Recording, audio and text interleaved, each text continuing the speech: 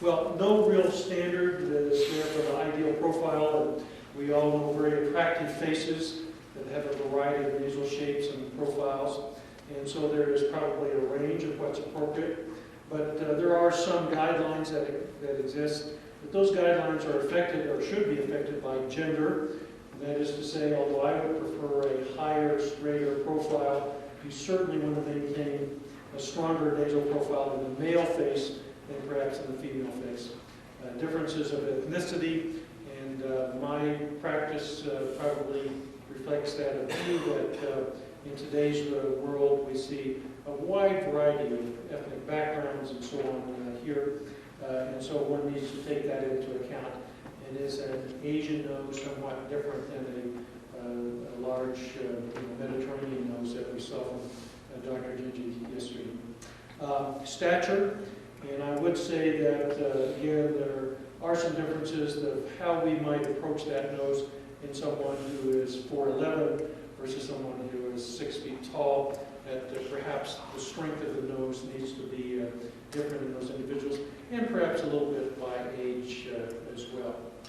Factors that contribute are these, and so when we analyze the nose from top to bottom, there are a number of areas that we look at about what makes that nasal profile appropriate in that patient, and it's related to tip projection, to even the chin projection, and so on here. So again, my mentor, Gene Tardy, again says it very nicely, and I like what he says here, that high, strong, relatively straight profile tends to give us our highest degree of appropriate appearance. You've heard of that so-called rule of thirds, wherein the aesthetic face, typically the upper third, middle third, and lower third are about the same, and we balance the nose to do our best to fit in with that from that profile dorsal look. The nasal frontal junction, or nasal frontal angle, or radius region, by and large, needs to be not too deep, and if it is, we can fill that in with the radius graph. We would like to have an acceptable angle that tends to be about 125 degrees, but these are things we can adapt. I think it's somewhat more different if this radius area, this nasal frontal junction is too high. You can try to remove soft tissue. I think that's more of a challenge to do, but actually more and more we are doing these radius graphs, as I'll show you. Tip projection, we've heard individuals already this week talk about how they do that, but I think a good rule of thumb is the Richard Good technique from Stanford here, where basically if projection is C to B, that should be a little over half of the distance of A to B, and that fits relatively well, particularly with female noses, but from a variety of ethnic backgrounds, and that usually gives us a pretty attractive nose. I think you have significant control over the nasolabial angle, and so we would like that in the typical female nose to be somewhat more obtuse, a more acute angle, closer to a 90-degree angle might be acceptable in the male. But there are a number of techniques that we can use to change tip rotation and position. You've seen a number of those at the courses, and we have quite a bit of control of that, and it's part of what we should be analyzing. And just remember, you want to analyze the patient in terms of the rest of the profile, not just the nose, chin projection in particular, and that weak chin tends to give a more projecting appearance to the nose, and we may want to augment the chin to make sure all of this falls into appropriate alignment here. And so for me, the goals are some of these that we have listed here. It basically gets to a relatively strong, relatively straight appearing profile or dorsum, and with the tip projection and so on related to that. So let's talk about here my thoughts if we're going to lower the nasal dorsum.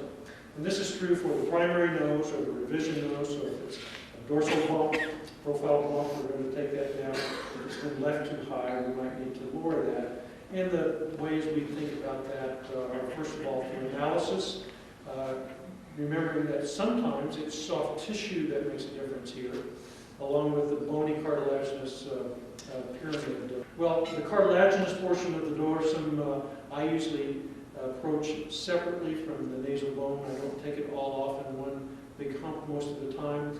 I like to have direct vision, so you can do it endonasally or through open rhinoplasty.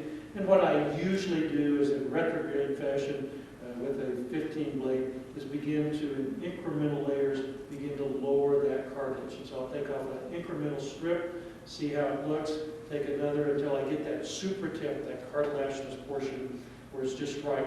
So we will take the hump down if it's large with the osteotome. If it's a small dorsal bony hump, I'll use rasping only. But I think you're much more accurate with the osteotome if it's a significant size. And remember, as you are taking down that bony dorsum, you are creating that open roof. And so, as I'm going to mention here, that means it requires and necessitates osteotomies also. Most of the time, there is less bone than cartilage. You create that open roof. And remember also, as I'm saying here, to exit above the radix. So your osteotomy doesn't go all the way up into the frontal bone. It comes out somewhere above that area. So it's this sort of appearance, and this dotted line should not be going up into this direction in most patients. Also, based on soft tissue again, that because of the soft tissue being different in certain areas here, that often you are leaving a little bit of elevation here so that once you accommodate for the soft tissue, it gives you a straighter look.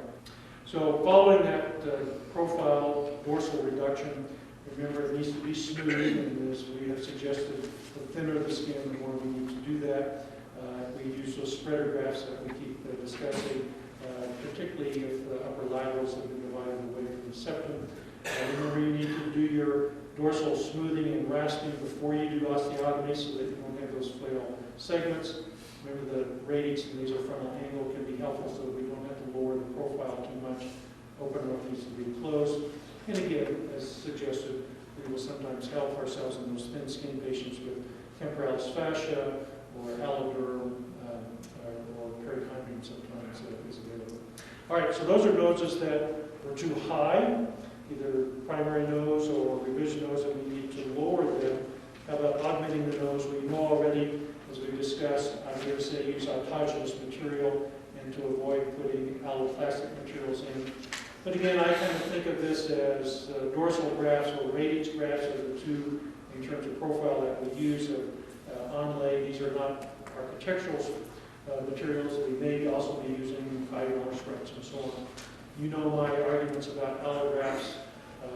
Septum is a great donor site if it's available. The concha is a great spare parts area there, as we suggested. And in many years, even leaving that any helical fold intact, there's a significant amount of cartilage that we can use. The radix graft we mentioned, but particularly important, and I think probably overlooked until recent years, how important it can be. One of the things I have changed using the radix graft when we need to fill in this deep nasofrontal angle is I used to carve a very precise piece of cartilage from the septum or the concha there to put that in and mold that and smooth the edges. But occasionally, particularly a year or two later, you could palpate and even occasionally see the edges of that. Here we don't need significant structure, it's more of a filler, and then finally really what I need is filler autogenous material. And so I really crush that cartilage, and then I'm just putting it up into a precise pocket so that it always stays soft. I don't have palpable edges, and yet I get the height and support in that angle that we need. So I think the goal is to have this high, straight, hopefully aesthetic profile. You analyze, is it too high? Take it down appropriately. Remember, how low do we go when we have it appropriate for gender, height, ethnicity, and so on. If it is too low, the admonition for you is, as we build that up, we have the same endpoint that is our goal, but I would admonish you to use autogenous material in those and not